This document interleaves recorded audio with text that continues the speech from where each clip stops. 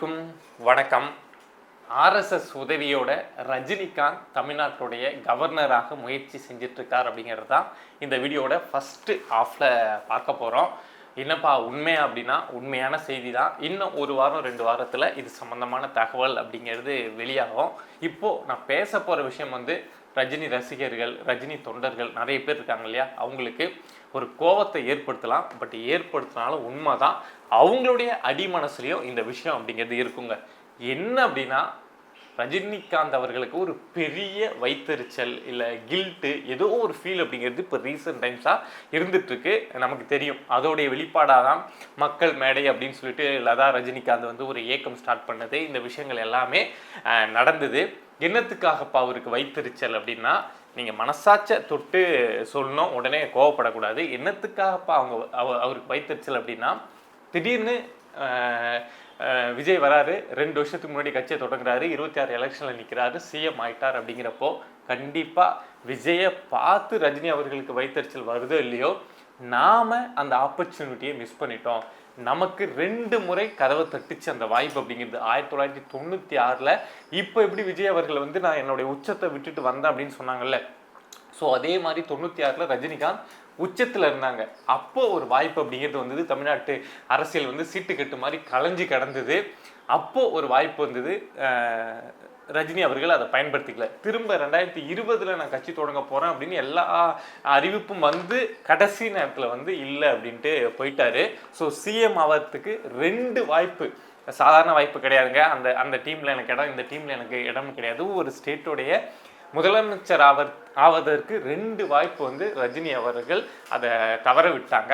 So அது அவங்க ஏன் தவற விட்டாங்க அப்படின்னா, முடியுமா முடியாதா நம்ம வந்தால் நம்ம முடியுமா அப்படிங்கிற அந்த ஒரு எண்ணம் தான். பட் அதை விஜய் முடிச்சு காட்டின உடனே கண்டிப்பாக எல்லாருக்கும் வரும்ல, ஒரு சாதாரண மனுஷனாக இருந்தாலும் யாருக்காக இருந்தாலும் வரும்ல, ஐயோ இன்னைக்கு பையன் இப்படி பண்ணிட்டான், எனக்கு 2 முறை வாய்ப்பு கதவு தட்டுச்சே, நான் விட்டுட்டேனே அப்படின்னு ஒரு வைத்தறிச்சல் வரும்ல, ஒரு கில்ட்டு ஃபீல் வரும்ல. நம்ம இதுக்கு கூட சான்ஸ் எடுக்கலன்னா, ஒரு ஸ்டேட்டுடைய முதலமைச்சர் ஆகிறதுக்கு கூட சான்ஸ் எடுக்காமல் விட்டுட்டோமே அப்படிங்கிற ஒரு ஆதங்கம், ஒரு கஷ்டம்லாம் வரும்ல. ஸோ அப்பேற்பட்ட கஷ்டத்தில் இருந்த ரஜினிகாந்த், சரி அந்த வாய்ப்பை தான் நம்ம மிஸ் பண்ணிட்டோம், ஆனால் நம்ம இப்போ வேறு வாய்ப்பை பயன்படுத்தி தமிழ்நாட்டில் நம்ம ஒரு ஆளுமையாக மாறணும், அரசியல் ஆளுமையாக மாறணும் அப்படின்னு சொல்லிட்டு ஆர்எஸ்எஸ் உதவியோட ஆர்எஸ்எஸ் கிட்ட பேசி உதவி கேட்டு தமிழ்நாட்டுடைய ஆளுநராக வர்றதுக்கான முயற்சிகள் போயிட்டுருக்கு. இப்போ இருக்கக்கூடிய அர்லேக்கர் அவர்கள் தமிழ்நாட்டுடைய பொறுப்பு ஆளுநர் தான். கேரளாவுக்கும் அவங்க தான் ஆளுநர், தமிழ்நாட்டுக்கும் அவங்க தான் ஆளுநர். அப்படிங்கிறப்போ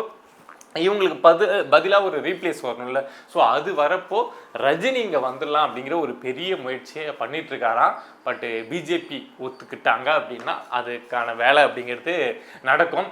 உடனடியாக சில பேருக்கு ஒரு சந்தேகம் வரலாம், அது எப்படிப்பா ஒரு ஸ்டேட்டில் இருக்கக்கூடிய நபரை அதே ஸ்டேட்டுக்கு ஆளுநராக போட மாட்டாங்களே அப்படின்னா, போட மாட்டாங்க தான். ஆனால் கான்ஸ்டியூஷன் அப்படி சொல்லுதா, போடக்கூடாது அப்படின்னு சொல்லுதா அப்படின்னா கிடையாது.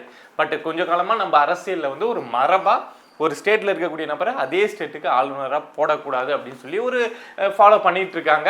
இருந்தால் அந்த அரசுக்கு இவங்களும் சேர்ந்து அந்த அரசு கூட சேர்ந்துப்பாங்க. ஸோ மத்திய அரசுக்கு பவர் அங்கே கம்மியாகும் அப்படிங்கிறதுனால ஒரு மரபாக அது ஃபாலோ பண்ணப்படுது. அந்த அடிப்படையில் பார்த்தா கூட ரஜினி அவர்கள் தமிழ்நாட்டை சேர்ந்தவரா அப்படின்னா கிடையாது. அவர் உடனே போயிடுவார் கர்நாடகா. அவருடைய பிறப்பு பார்த்தோம் அப்படின்னா கர்நாடகா. ஸோ அந்த அடிப்படையில் அவர் தமிழ்நாட்டுடைய ஆளுநராக வருவதற்கான வாய்ப்பு அப்படிங்கிறது உண்டு. பட்டு நாங்கள் ஆளுநர் தரோம், ஆனால் தமிழ்நாட்டுக்கு தருவோமா மாட்டோமா அப்படின்னு கூட பிஜேபி ஒரு ஸ்டாண்ட் எடுக்கலாம். ஏன்னா இங்கே இருக்கக்கூடிய தாவேக்காவை தன்னுடைய கண்ட்ரோலில் எடுக்கணும் அப்படின்னு பிஜேபி நினச்சிட்டு இருக்காங்க. அப்படி இருக்கப்போ ரஜினிக்கு கொடுத்தா ஒரு எக்ஸ்பீரியன்ஸ் இல்லாத, அரசியல் பற்றி ஒரு சரியான எதுவுமே இல்லாத ஒரு நபருக்கு கொடுத்தா அதை செய்ய முடியுமா அப்படின்னு பிஜேபி யோசிப்பாங்க. RN ரவி மாதிரி ஒரு ஆளுநர் இங்கே இருந்தால் தான் தாவேக்காவை கட்டுப்படுத்த முடியும் அப்படின்னு யோசிப்பாங்க. அப்படி இருக்கப்போ ரஜினி முயற்சி பண்ணுறது தமிழ்நாட்டுடைய ஆளுநர், கவர்னராக மாறணும் அப்படிங்கிறது தான். பட் பிஜேபி அந்த வாய்ப்பை, கவர்னர் ஆகிற வாய்ப்பை கொடுக்குறாங்களா இல்லை வேறு ஏதாவது ஸ்டேட்டில் வேணால் நீங்கள் இருங்க அப்படின்னு கொடுக்குறாங்களா அப்படின்னு தெரியல. பட் பொறுத்திருந்து பார்ப்போம். இது உண்மையான தகவல் தான். இன்றைக்கி கூட நம்ம ரஜினிகாந்த் அவர்கள் நம்ம திருமாவளவன் அவர்களுக்கு வாழ்த்து செய்தி தெரிவிச்சிருக்காங்க. என்ன அப்படின்னா, இதுலேயே பார்த்துக்கலாம் ஒரு பொலிட்டிக்கல் மூவ் இருக்குது அப்படிங்கிறத நீங்கள் புரிஞ்சுக்கலாம். என்ன அப்படின்னா, ஆட்சியில் பங்கு அப்படிங்கிற விஷயத்த ரொம்ப நாளாக போராடி சக்ஸஸ் பண்ணி காட்டினவர் நம்ம திருமாவளவன் நண்பர் அவர்கள் அப்படின்னு சொல்லிட்டு சொல்லியிருக்காரு. அதே மாதிரி 36 வருஷமா தன்னுடைய கொள்கை தன்னுடைய சித்தாந்தத்திலிருந்து திருமாவளவன் மாறுபடவே இல்லை அப்படின்னு ஒரு வாழ்த்து செய்தி சொல்லியிருக்காரு. ஸோ எந்த ஆடியன்ஸை டார்கெட் பண்ணி எந்த ஓட்டை டார்கெட் பண்ணி செய்கிறார் அப்படின்னு நமக்கு தெரியும். இது ஒரு பக்கம். ரஜினி இப்படி இன்னைக்கு ஒரு அனௌன்ஸ்மெண்ட்டா லதா ரஜினிகாந்த் வந்து திடீர்னு விஜய் சிஎம் ஆனதும் அதை ஏற்றுக்க முடியாம மக்கள் மேடை அப்படின்னு ஒரு இயக்கம் தொடங்கினாங்களா. ஸோ அடுத்து பார்த்தோம் அப்படின்னா தனுஷ் அவர்கள் திடீர்னு அப்படி இந்த பாலிடிக்ஸ்குள்ள ரொம்ப இன்ட்ரெஸ்ட் காட்டுறது, கட்சியெல்லாம் தொடங்க போறார், தொடங்கி விட்டார், பதிவு செய்யறதுக்காக வெயிட் பண்றாரு அப்படிங்கிற செய்திலாம் வருதா. ஸோ ஒட்டு மொத்தமாக பார்த்தீங்க அப்படின்னா ரஜினி அவர்களோட மனசுல இருந்த அந்த ஆதங்கம், நம்ம மிஸ் பண்ணிட்டோம் அந்த ஆப்பர்ச்சுனிட்டி அப்படிங்கிற அந்த கஷ்டம் நம்மளால தெளிவாக அப்படியே கண்ணாடியில் பார்க்குற மாதிரி இந்த விஷயங்களால பார்க்க முடியுது. ஸோ அதனால் நாம் ஒரு கவர்னர் ஆகிடுவோம், கவர்னர் ஆகிட்டு நம்ம மருமகனையோ இல்லை யாரையோ அப்படியே உள்ளே விட்டு என்ன அரசியல் ஆழம் அப்படின்னு பார்த்துருவோம் அப்படிங்கிற ஒரு முயற்சியில் ரஜினி இருக்கார் அப்படிங்கிறது உண்மை. அதுக்கான தகவல் அப்படிங்கிறதும் வெளியாகும். அடுத்து என்ன அப்படின்னா ஒரு வருத்தமான விஷயங்க. தமிழர்கள் எங்கே போனாலும் எந்த மாநிலத்துக்கு போனாலும் அடி வாங்கிறது, நாயின்னு திட்டு வாங்குறது இது இயல்பாக நடக்கக்கூடிய விஷயந்தான். என்னடா சிரிச்சிட்டு சொல்கிறேன்னு பார்க்காதீங்க, அவ்வளோ கோபமாக இருக்குது. கர்நாடகாவில் தமிழ்நாட்டை சேர்ந்த 3 பேரை மான வேட்டையாட வந்தாங்க அப்படின்னு சொல்லிட்டு அசால்ட்டாக சுட்டு போட்டிருக்காங்க. சம்பவம் நடந்தது எல்லாமே கேள்விப்பட்டிருப்பீங்க. ராம்ராஜ நகர் அப்படிங்கிற மாவட்டத்தில் இருக்கக்கூடிய மரியமங்கலம் அப்படிங்கிற கிராமத்தை சேர்ந்தவங்க. தமிழ்நாடு கர்நாடகா பார்டரில் இருக்கக்கூடிய ஒரு மாவட்டம். அந்த மரியமங்கலம் அப்படிங்கிற கிராமத்தை சேர்ந்தவங்க. அந்த மரியமங்கலம் எங்கே இருக்குது அப்படின்னா கர்நாடகாவில் தான் இருக்குது. இவங்க அங்கே தான் வாழ்ந்துட்டு இருந்தாங்க. ஏன்பா தமிழ்நாட்டை பூர்வீகமாக கொண்டவங்க அங்கே போய் வாழ்ந்தாங்க அப்படின்னா, நம்ம கேட்குறப்போ என்ன செய்தி சொல்கிறாங்க அப்படின்னா, இந்த மேட்டூர் டேம் இருக்குல்ல, அப்போது கட்டப்பட்டப்போ அங்கே நிறைய கிராம மக்கள்லாம் வெளியேற்றப்பட்டாங்க, அவங்களுடைய நிலங்கள்லாம் கவர்மெண்ட் எடுத்துக்கிட்டாங்கல்ல. ஸோ அப்படி இவங்களுடைய முன்னோர்களுடைய நிலம் வந்து அங்கேருந்து எடுக்கப்பட்டிருக்கு. ஸோ அந்த காலகட்டத்தில் வேறு வழி இல்லாமல், சாப்பாட்டுக்கு எதுவும் இல்லாமல், அதாவது நம்ம மொழிவாரி மாநிலம் பிரித்தோம்ல, அதுக்கு முன்னாடியே அவங்களுடைய முன்னோர்கள் எல்லாரும் வந்து அப்படியே போய் இந்த கிராமத்தில் வாழ்ந்துட்டு இருந்திருக்காங்க. அதுக்கப்புறம் மொழிவாரி மாநிலம் பிரிக்கிறப்போ அந்த மரியமங்கலம் கிராமம் இது எல்லாமே வந்து கர்நாடகாவுக்கு போயிடுச்சு. ஸோ அதனால தான் அவங்க பார்டரில் இருக்கக்கூடிய கர்நாடகா பகுதியில் வாழ்ந்துட்டு இருந்திருக்காங்க. ஸோ அப்படி வாழ்ந்துட்டு இருந்தவங்கள தான் இப்போ வந்து தமிழ்நாட்டை சேர்ந்த 3 பேரை சுட்டுருக்காங்க. இதுக்கு கர்நாடகா வனத்துறை என்ன சொல்கிறாங்க அப்படின்னா, எங்களுக்கு ஒரு செய்தி வந்தது. என்ன செய்தி அப்படின்னா, இதை மாதிரி ஒரு 2-3 பேர் வந்து மான வேட்டையாட முயற்சி பண்ணிட்டு இருக்காங்க வனப்பகுதியில் அப்படின்னு சொல்லி வனத்துறைக்கு ஒரு செய்தி வந்துதான், இன்ஃபர்மேஷன் வந்துதான். ஸோ அதை வச்சு இந்த வனத்துறை போகிறப்போ இவங்க 3 பேர் இருந்திருக்காங்க. ஸோ அவங்கக்கிட்ட துப்பாக்கி இருந்தது, அவங்க துப்பாக்கியை வச்சு எங்களை சுட ட்ரை பண்ணாங்க, அதனால் நாங்கள் 3 பேரையும் சுட்டு கொண்டுட்டோம் அப்படின்னு வனத்துறை, கர்நாடகா வனத்துறை சைட்லேருந்து செய்தி சொல்லப்பட்டிருக்கு. கர்நாடகா வனத்துறை மட்டும் இதை சொல்லலை, வனத்துறையுடைய அமைச்சராக இருக்கக்கூடிய ராமலிங்க ரெட்டியும் இதே விஷயத்தை தான் சொல்லியிருக்காரு. அவங்க துப்பாக்கியால் சுட ட்ரை பண்ணாங்க, அதனால் திரும்ப இவங்க சுட்டுட்டாங்க, 3 பேரும் செத்து போயிட்டாங்க, வனத்துறையில் ஒரு நபருக்கு அடிபட்டுச்சு அப்படின்னு சொல்லியிருக்காங்க. இந்த கதை நம்ம எத்தனை சினிமாவில் இதை மாதிரி விஷயங்களை பார்த்துருப்போம், சுட்டு கொண்டுட்டு கதை சொல்கிறது. ஏன் தமிழ்நாட்டில் எத்தனை பேரை இதை மாதிரி சுட்டுட்டு அவன் தப்பிக்க ட்ரை பண்ணான், அவன் துப்பாக்கி ஒளிய வச்சிருந்தான் அப்படின்னு எத்தனை கதைகள் கேட்குறோம். அதே கதையை இப்போ கர்நாடக அரசும் சொல்லுது.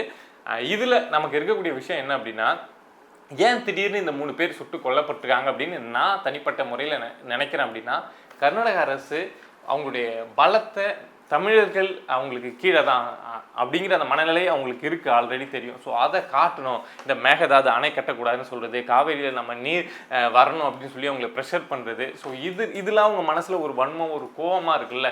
ஸோ அந்த கோபத்தை காட்டுற மாதிரி அங்கே இருக்கக்கூடிய தமிழர்களை திட்டமிட்டு சுட்டு கொன்று இருக்குது, அங்கே வாழக்கூடிய தமிழ்நாட்டை சேர்ந்த 3 பேரை திட்டமிட்டு சுட்டு கொன்று இருக்குது அப்படிங்கிறது தான் என்னுடைய குற்றச்சாட்டு. இந்த பிரச்சனை போயிட்டு இருக்கிறதுனால, காவேரியில் தண்ணி வரல, மேகதாதுல அணை கட்டக்கூடாது அப்படிங்கிற விஷயம்லாம் ரொம்ப சிவியராக போயிட்டு இருக்கிறதுனால, அந்த வன்மத்தில் தன்னுடைய பெரிய எஜமான் அந்த புத்தியில் வந்து அங்கே இருக்கக்கூடிய தமிழர்களை சுட்டு ஒரு அச்சுறுத்துறது, பயம்புறுத்துறது அப்படிங்கிற வேலையை தான் இப்போ இந்த வனத்துறை செஞ்சிருக்கு. இது மேல் இடம், அதாவது முதலமைச்சர் டீம் வந்து சொல்லி செஞ்சுதா, இல்லை கீழே இருக்கக்கூடியவங்க இருப்பாங்கள்ல, அமைச்சர்கள்லாம் இனவெறி பிடிச்சவங்களாம் இருப்பாங்கள்ல, ஸோ அதை மாதிரி நபர்கள் சொல்லி நடந்ததா அப்படின்னு தெரியல. இந்த விஷயத்த சும்மா அலட்சியமாக விட்டுட்டு ஏதோ சுட்டுட்டாங்க போயிட்டாங்கன்னு இல்லாமல், அங்கே வாழக்கூடிய கர்நாடகாவில் வாழக்கூடிய தமிழர்களுக்கு, இங்கு தமிழ்நாட்டை சேர்ந்தவர்களுக்கு அவங்களுடைய உயிருக்கு உத்தரவாதம் தர மாதிரி இங்க இருக்கக்கூடிய அரசு இதுல நடவடிக்கை எடுக்கணும். தாவேக அரசு நடவடிக்கை எடுக்கணும். விஜய் அவர்கள் வந்து இங்கே வந்து காங்கிரஸ் வந்து என்னோட கூட்டணியில் இருக்குது, அதனால் அங்கே இருக்கக்கூடிய காங்கிரஸ் என்னால் எதிர்க்க முடியாது அப்படின்னு யூஸ்வலான மற்ற கட்சிகள் பண்ணுற அதே பாலிடிக்ஸை பண்ணாமல் அங்கே வாழக்கூடிய தமிழர்களுடைய உயிருக்கு ஃபஸ்ட்டு உத்தரவாதம் கொடுக்கணும்.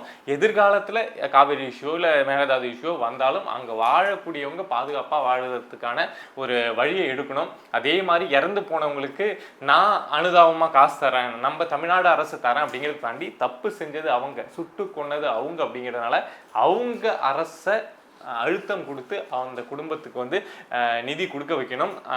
பாட்டாளி மக்கள் கட்சியை சேர்ந்த அன்புமணி ராமதாஸ்லாம் சொல்லியிருக்காங்க, அந்த அரசுக்கிட்டேருந்து காசு வாங்கி ஒரு குடும்பத்துக்கு தலா இறந்து போனாங்கல்ல 3 பேருக்கும் ஒவ்வொரு கோடி கொடுக்க வைக்கணும், அந்த அளவுக்கு தமிழ்நாட்டு அரசு அழுத்தம் கொடுக்கணும் அப்படின்னு சொல்லியிருக்காங்க.